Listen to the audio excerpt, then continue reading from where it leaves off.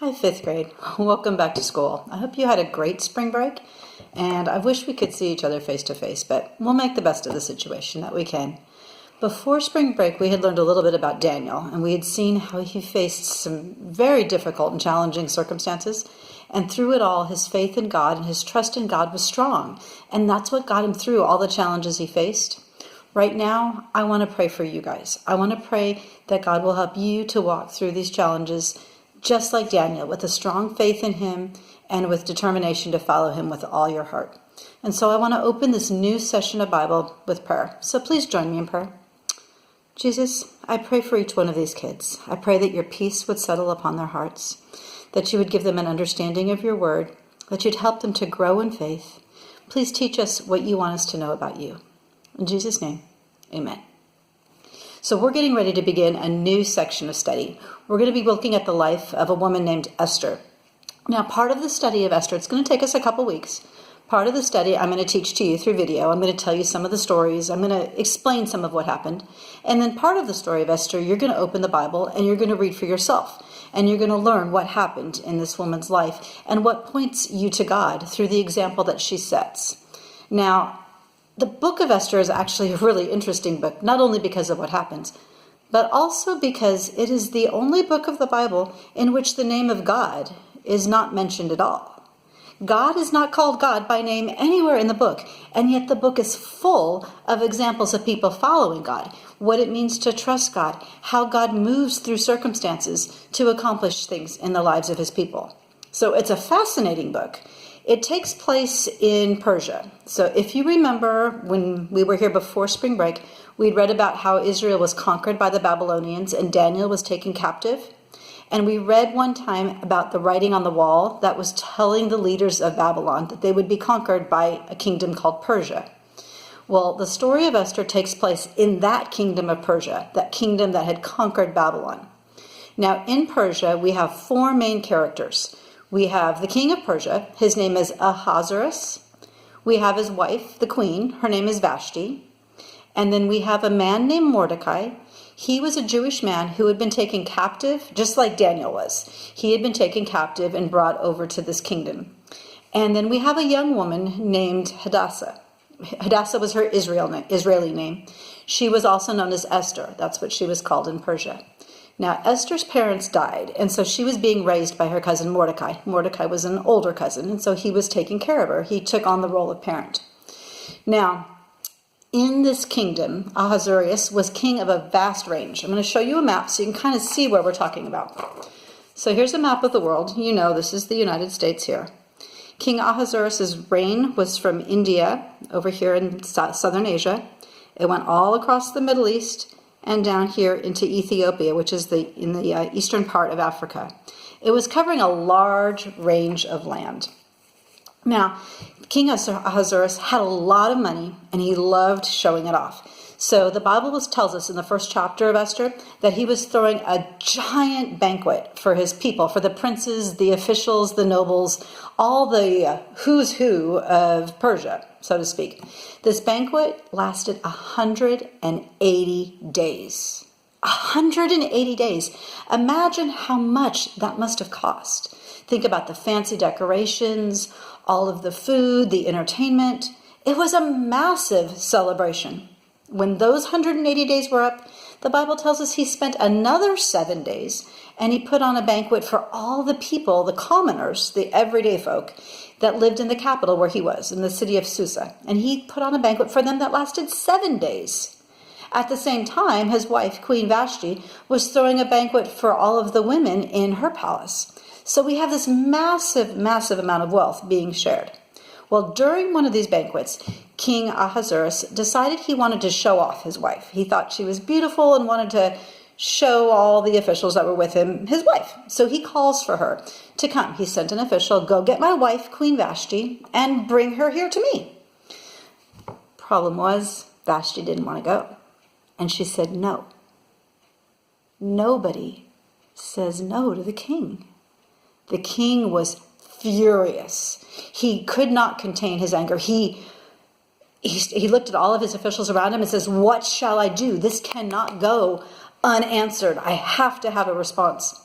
Well, they advised him to fire her. Say, get rid of her as queen. She does not deserve to be queen. Well, the king listened and he did that. He fired Queen Vashti. She was immediately removed from position, and now there is no queen in the land.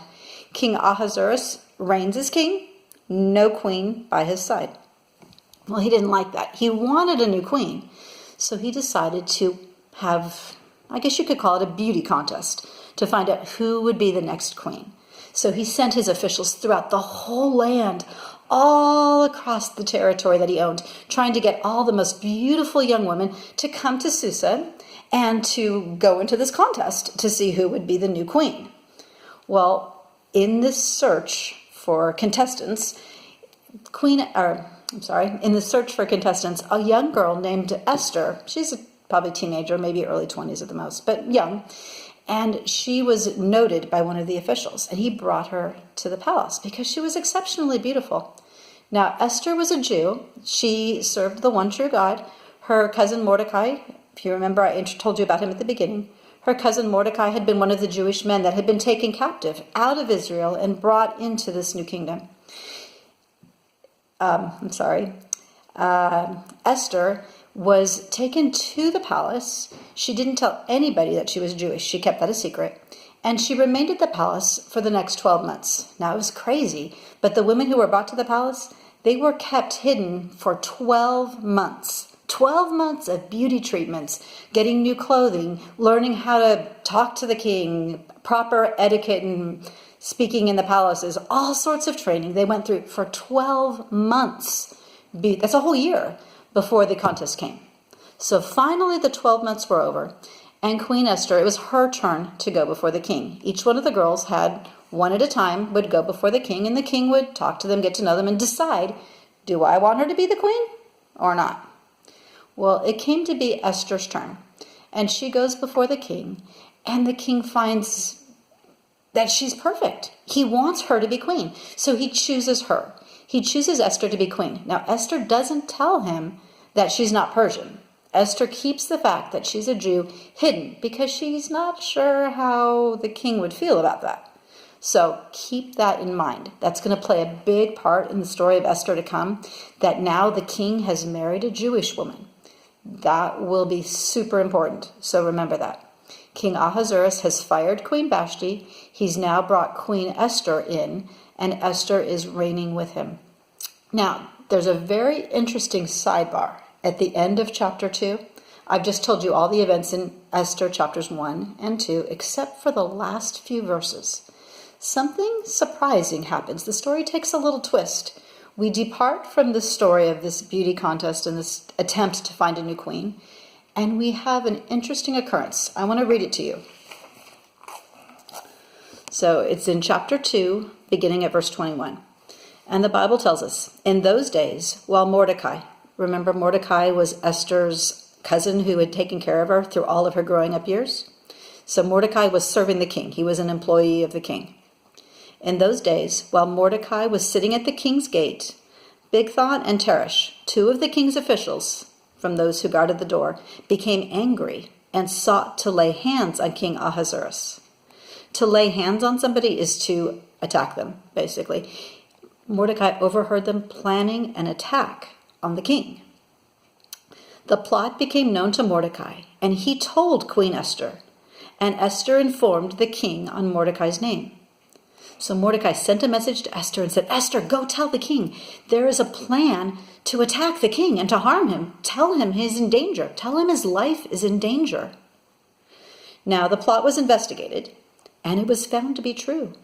And both men were hung on the gallows, and it was written in the book of the Chronicles in the king's presence. It's an interesting sidebar. Mordecai overhears a plot to assassinate the king, and he reports it. Queen Esther tells the king, and the king's life is spared. They find the criminals, they put them away, they get rid of them, and the king's life is saved, all because Mordecai overheard this conversation. It was recorded in the king's book of all the records of things that were done to help the king. That's also going to be important. Remember that in the back of your head. It's going to come up later in the story, and it's going to be huge in seeing how the progression of the story takes place. So at this point, we've finished Esther chapters 1 and 2.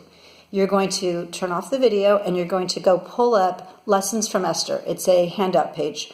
I want you to fill in the first part of it. It's going to ask you a few questions about this video. It's going to ask you about King Ahasuerus, who he was. It's going to ask you the name of the queen, Vashti. It's going to ask you who Esther was and who Mordecai is. You're going to be matching the names. And they're also going to ask you about what happened in that very last couple of verses that I just read to you. So go fill that out, and then the next time you come to Bible this week, you're going to be reading from Esther chapters 3 and 4 yourself to find out what happens next in this exciting story. All right, see you later.